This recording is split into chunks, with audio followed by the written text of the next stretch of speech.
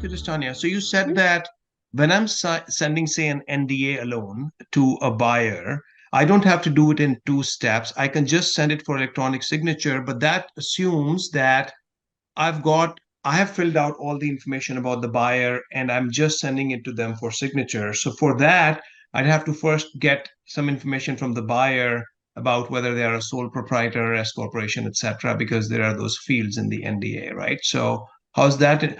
My process right now is that I just send a formatted DocuSign form to them. They just fill it out and sign it at the same time. But if I'm doing it through here, then I'm just sending it. If I have to do it in one shot, I'd have to fill in all the information and send it to them just for signature, correct? Correct. I Okay. mean, well, yes and no, because let's go back to the templates for a minute and let me just go into let's just get the confidentiality agreement. Yeah. So if I create that, okay.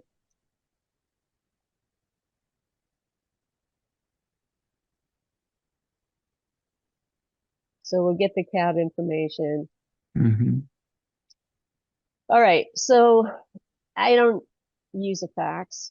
Yes, this actually should come in anyways. Not Yeah, sure why correct. it's not. Mm-hmm. And I don't know what it is, so I'll just do that for now. Yeah. So the business description will say I don't know, liquor store, whatever. Correct. And by the way, is the business ID the one that appears on the representation agreement?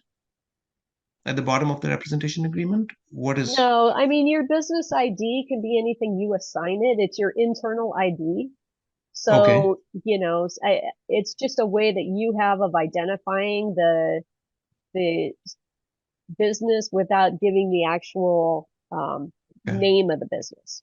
Okay. So it could be anything. Okay. I thought maybe it's a number because I first created a mock representation agreement.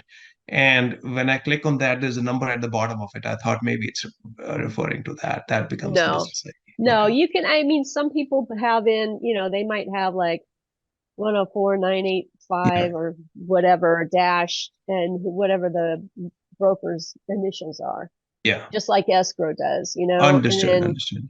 Yeah. I mean, other people do it differently. So Yeah. whatever, it really doesn't matter Yeah. what it is. It's just a way that you can tie it back to a given business in your Correct. system. Right. So I know that when I was using deal relations for a while, Mm. deal relations would automatically assign a business ID number. Yeah, So and so does our CRM. Yeah, at yeah, so Transworld if we your have a CRM CRM. Yeah. automatically Yeah. does that, then just use that number and then that makes it easy. Okay. Okay, so I see what you're saying here. So the legal structure that can always be changed later. I mean, if you can ask the buyer, obviously you have the buyer's name. So if we Mhm. have, John Doe Yeah. and he's the contact. Yeah. If we know that he has a corporation or that he's looking at this on behalf of his corporation, then we can put the corporation name in Yeah. and indicate that it's a corporation. But if you don't have that information, Mm. then I would just leave it as he's sole. Yeah. It can always be So changed later. usually with our current process, right, we get that information when they are completing the NDA. With this process, if I want to do it in one shot, just fill it out myself, send it to them. I'm just limited by whatever information was in for example, if it's an inquiry through Biz Buy Sell, right? As you know, Biz Buy Sell is going to have their name, email address, and phone number. So Right. get an inquiry on a business, liquor store through Biz Buy Sell. So those are the three pieces of information I'm going to have through Biz Right. Buy Sell email. So that's all I can fill Yeah, so basically. I would just put in the buyer name and the contact name is the Okay. same. You don't really have a title. Yeah. And their email would be, Yeah. John Doe at gmail.com or whatever. Yeah. And, Yeah. so And I'm not going to have their address either at this point in time through no. this. Yeah. Yeah. So what you can do though is when you set it up for signature. So let's say this is all the information you have. You're going to save it. If we do a print preview here, we're going to see a couple of things. because Yeah. it's going to it's going to show,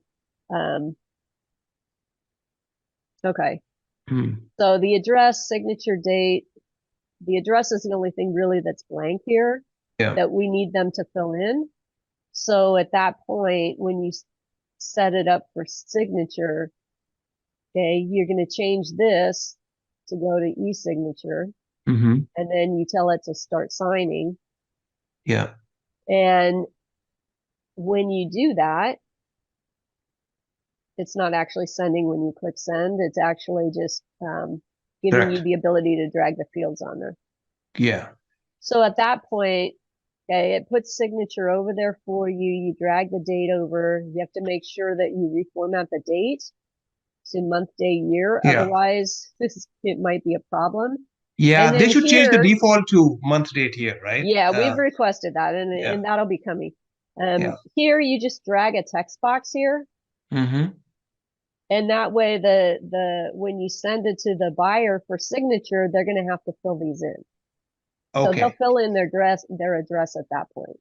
Got it. Actually, could you stay on this page? I was going to have a separate question about Legito sign. I might as well ask it now, and then we can go back. And then the initials, same thing. You have to, you have to use a text box because they don't have initials over here.